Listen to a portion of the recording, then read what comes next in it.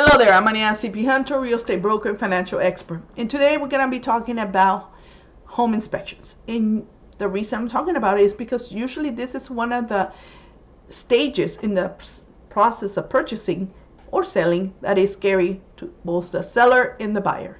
And just to take away those fears and explain to you a little further what happens. As not as so much as the detail of the inspection itself, but what happens with that inspection and how it affects the negotiations. Now, an inspector is a generalist who's going to take a look at your property, the prospect property that you intend to buy. They're going to look at the roof, they're going to look at the foundation, they're going to look at the cosmetics and the electrical AC generally. And they're going to make the notations, take their pictures, and give you a report. If they find that something's wrong with some other items, they're going to refer you to a specialist. They're going to tell you you should have this further inspected. Electrical panels, roof, plumbing, AC, those type of specialists. And there's a fee associated with them because you will have to pay out of pocket to have that taken a look, depending upon who you call upon, to give you further an idea of what's wrong.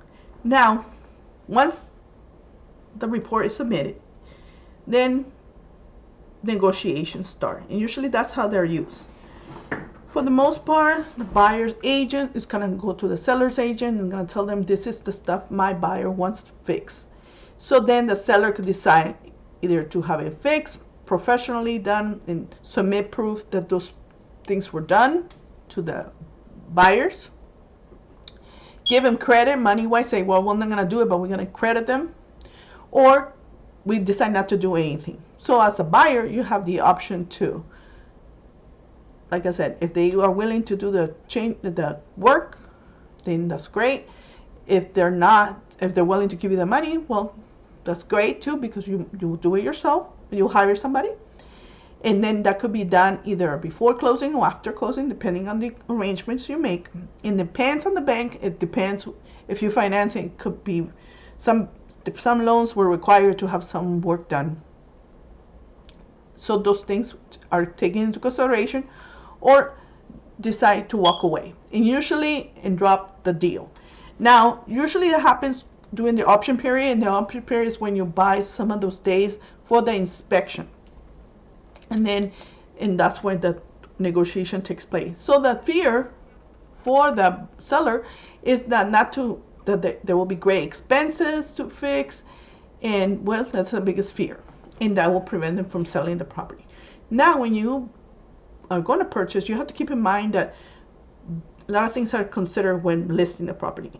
If the property has not been maintained, then that will reflect in the price. Usually the price will be lower, because they don't want to make those changes. If they have made those changes to our property, then the property will be higher. And then when time to negotiate comes, they will say, no, because we already have done those changes. We have invested a lot, and there's not a lot of work to be done, so we're not going to budge on the price. And so those are the things that happen when the inspections turn in and negotiations happen. And those things are to be considered. You shouldn't fear this stage. It's normal. As well, people don't buy houses every day, and they don't sell houses every day. That is the job of your agent, to help you sort out this information for you to be able to understand it, and for you to be able to see what's the risk that you're willing to take. Keep in mind, a house is a live organisms. They're not new. You're not buying new. Therefore, you should have to consider those things I just mentioned. If you buy a new construction, then you should still have an inspection just in case, because there's human beings putting those wires together and something could happen. There could always be problems, so just for your peace of mind, or again, to negotiate in price, or to have those things repaired, or just to know that you might have to deal with that in the future. And some things are like deal breakers for the banks. Depends on the type of funding you're going to have.